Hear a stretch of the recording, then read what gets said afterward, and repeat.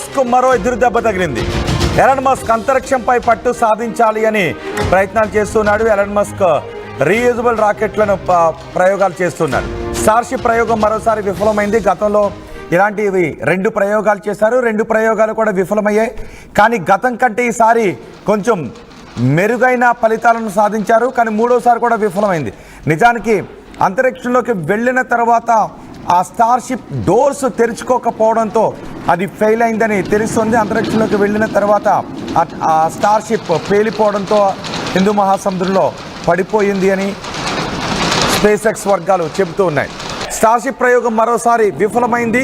దిగేటప్పుడు నియంత్రణ కోల్పోయింది. గతంలో కూడా దిగేటప్పుడు నియంత్రణ కోల్పోయి పేలిపోయిన సందర్భాలు ఉన్నాయి. దిగేటప్పుడు నియంత్రణ కోల్పోవడంతో బూస్టర్తో కంట్రోల్ సెంటర్కు సంబంధాలు తెగిపోయాయి.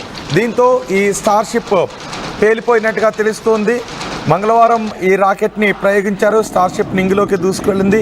అంతా సవ్యంగా జరుగుతోంది అనుకున్న సమయంలో నింగిలోకి వెళ్ళిన తరువాత స్టార్షిప్ డోర్స్ తెరుచుకోలేదు.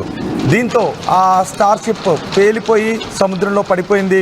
ఆ సమయంలో బూస్టర్ ముక్కలైపోయినట్టుగా తెలుస్తోంది. ఇంధనం లీక్ కావడం వల్లే రాకెట్ అదుపు తప్పిందని భావిస్తూ ఉన్నారు. మంగళవారం ఈ ప్రమాదం చోటు చేసుకుంది. గతంలో 2 సార్లు స్టార్షిప్ ప్రయోగాలు విఫలమయ్యాయి. ఈసారి పూర్తి సన్నద్ధతతో ఈ రాకెట్ను ప్రయోగించారు. రాకెట్ 3వసారి కూడా విఫలమైంది. అంతరిక్షంపై పట్టు సాధించాలి అని, వివిధ రంగాలలో పట్టు సాధించాలి అని టెస్లా అధినేత ఎలాన్ మస్క్ ప్రయోగాలు చేస్తున్నాడు. అంతరిక్ష ప్రయోగాలు చేస్తున్నాడు. స్పేస్ ఎక్స్ కూడా అంతరిక్ష ప్రయోగాలు ఇప్పుడు దూసుకుని వెళ్ళిపోతుంది. అయితే ఈ స్టార్షిప్ మరోసారి విఫలం కావడంతో కొంత నిరుత్సాహానికి గురి చేస్తుందని చెప్తున్నారు. కానీ గతం కంటే కొంత మెరుగైన ఫలితాలని సాధించింది.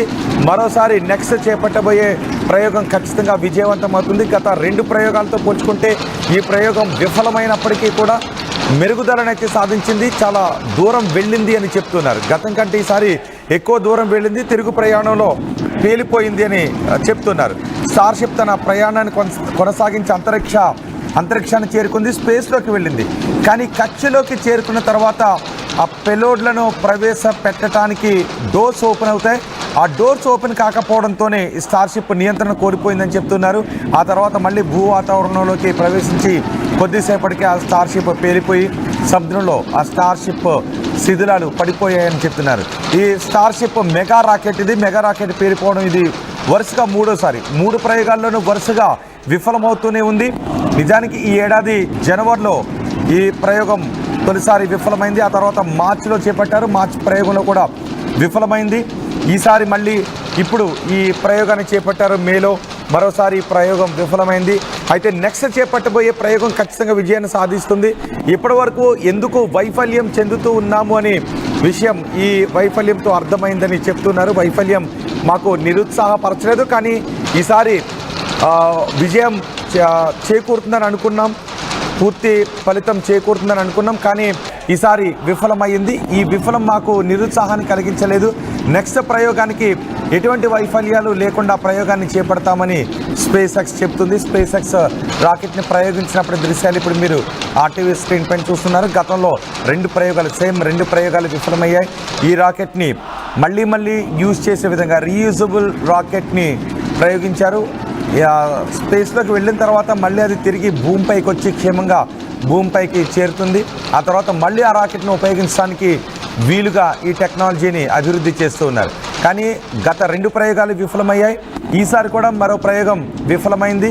తిరిగి పేలోడ్స్ని కక్షలోకి ప్రవేశపెట్టే సమయంలో ఆ డోర్స్ తెరుచుకోకపోవడంతో ఈ రాకెట్ విఫలమైందని చెప్తున్నారు.